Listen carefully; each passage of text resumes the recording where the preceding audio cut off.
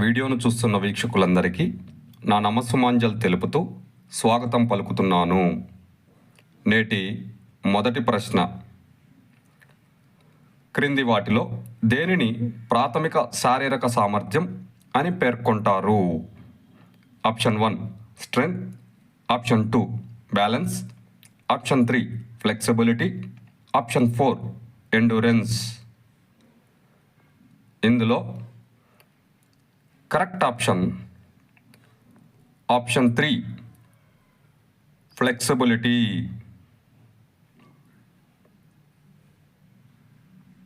మరో ప్రశ్న, ఒక గ్రూపునకు ఒక పరీక్షను ఒకే ఉపాధ్యాయుడు వేరువేరు రోజులలో ఒకే సమయానికి నిర్వహించినప్పుడు అందులో ఫలితాలు ఒకే విధంగా ఉన్నట్లయితే ఆ పరీక్షకు గల ఖచ్చితత్వాన్ని గుర్తించండి. ఆప్షన్ 1 యథార్థత, ఆప్షన్ 2 విషయనిష్టత, ఆప్షన్ 3 విశ్వసనీయత, ఆప్షన్ 4 సరళత. ఇందులో కరెక్ట్ ఆప్షన్ 3 విశ్వసనీయత. మరో ప్రశ్న, AAHPER ఫిట్నెస్ టెస్ట్ అనేది ఎన్ని అంశాలు కలిగిన టెస్ట్? ఆప్షన్ 1 6 అంశాలు, ఆప్షన్ 2 7 అంశాలు, ఆప్షన్ 3 8 అంశాలు, ఆప్షన్ 4 9 అంశాలు. ఇందులో కరెక్ట్ ఆప్షన్ 2 7 అంశాలు.